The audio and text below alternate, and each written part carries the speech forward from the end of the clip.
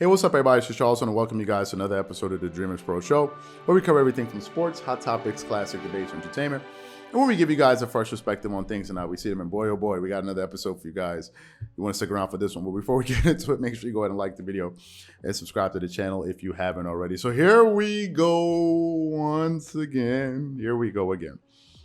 As y'all know, the Lakers, yet again, suffered another bad loss over the weekend at the hands of the New Orleans Pelicans.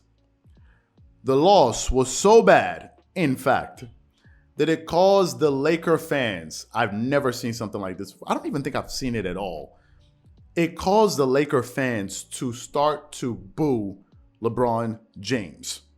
And LeBron, by the way, he finished the game with 32 points, 6 rebounds, 3 assists, on 56% shooting from the floor, but he had 7 turnovers. And I think the boo that they had him, I think he tried to make a cross-court pass, and they just like, man, they just let him have it.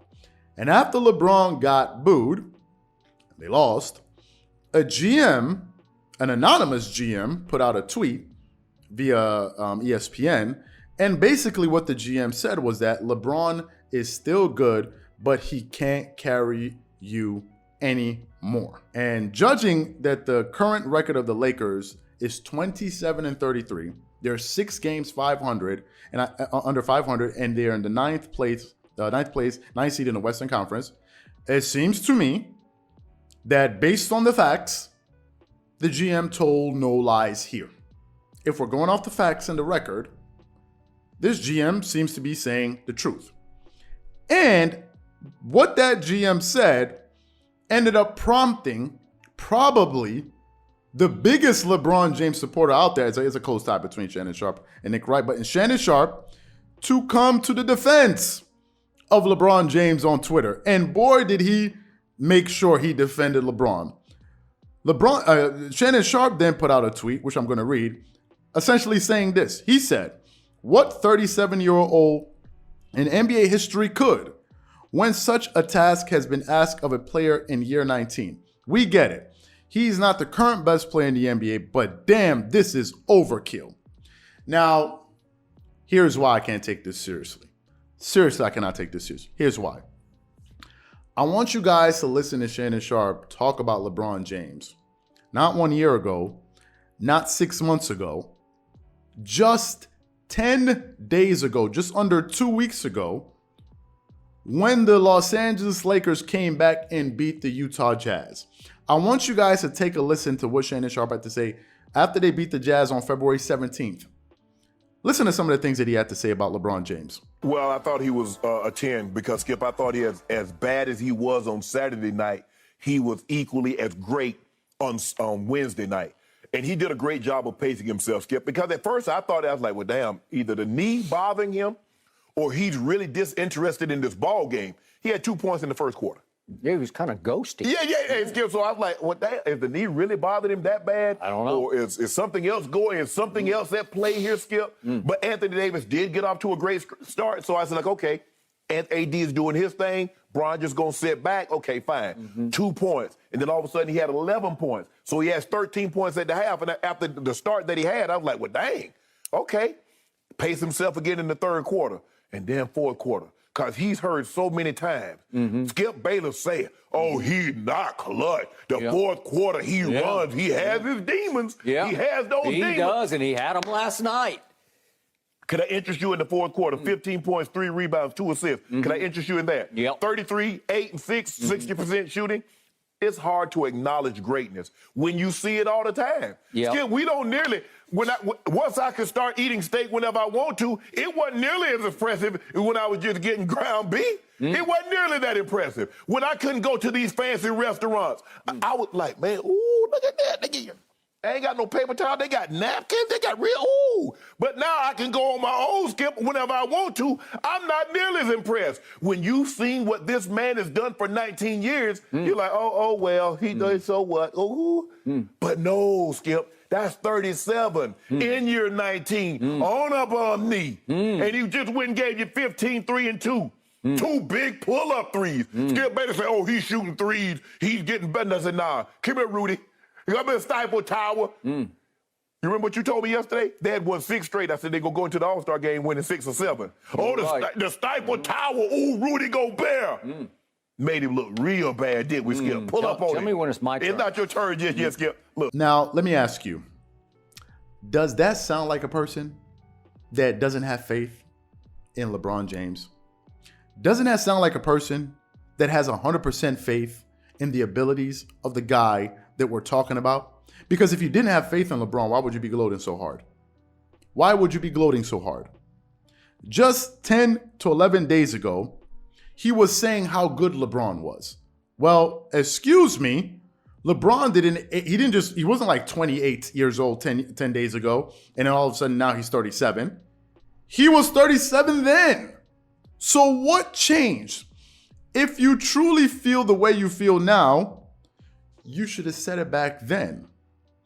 You could have said, Skip, that was a hell of a performance. A hell of a performance that he put forward. And he gave him a 10 out of 10. But he could say, Skip, listen, I don't know if this guy will be able to lift this team up. Simple. Then everybody will know this is a great performance. You're acknowledging that performance, but you don't think that he's going to be able to carry this team. And this brings us to the biggest problem, which is this. This is what happens when you talk trash and you cannot back it up.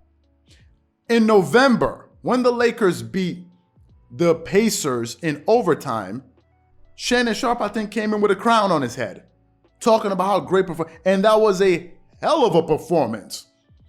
All of these things took place in the same season. Then you were gloating. You were telling everybody how great he was. But when he loses, you don't have the right to get upset with somebody for saying that this guy isn't good enough at this stage in his career.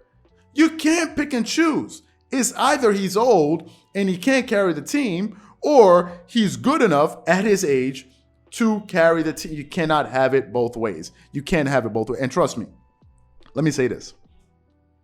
If the Lakers were the number 2 seed in the Western Conference right now, the same Shannon Sharpe that's saying, what do you expect from a 37, would be the same one saying why LeBron is better than Michael Jordan, because nobody at this stage in their career would have been able to produce that's what would have happened. You can't have it both ways. You can't celebrate when he does well, but when he loses, you tell people they don't have the right to criticize. How does that work? Essentially, what it seems as if is you're trying to curtail the message. You're trying to put a muzzle on people. People shouldn't be able to express his opinion. What the GM said wasn't a lie. Go look at the record.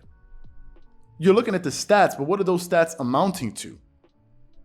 You guys were gloating. You were gloating.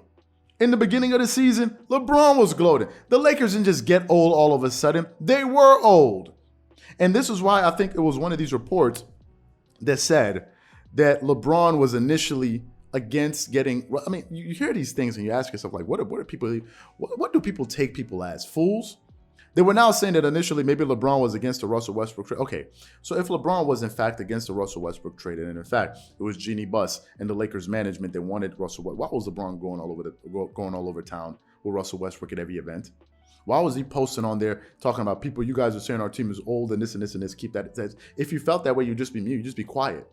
I don't believe any of it. So to me, I think it's hilarious, or it's ironic rather, that Shannon Sharpe is crying that, oh, people are criticizing, but you were the one celebrating him just 10 days ago. I don't understand. Is it that people only have to say nice things? I don't get this. The guy made a statement, the anonymous GM. He made a statement, and probably the reason why he remained anonymous is for reasons like this. Can you imagine if his name was released? They'll be tearing this guy to shreds. They'll say, who are you? What championships have you won? That's probably what happened, and that's probably why this guy remained anonymous. To me, I just think it's rich. I find it to be rich that you're coming to the defense of a guy you were just praising just 10 days ago, talking about how great he was. If he was that great, then we should see the results. It can't just be great when he's winning. You got to be gracious when you lose. This just sounds like a bunch of sore losing to me, in my personal opinion. What I want to know from you guys is, what do you think about what Shannon Sharpe had to say? What do you think about what that GM had to say? And ultimately, what do you think about our thoughts? Whatever you guys think, please leave your thoughts and comments in the comment section below. Again, if you enjoyed the video, be sure to make sure you subscribe to the channel and catch you guys on the next episode.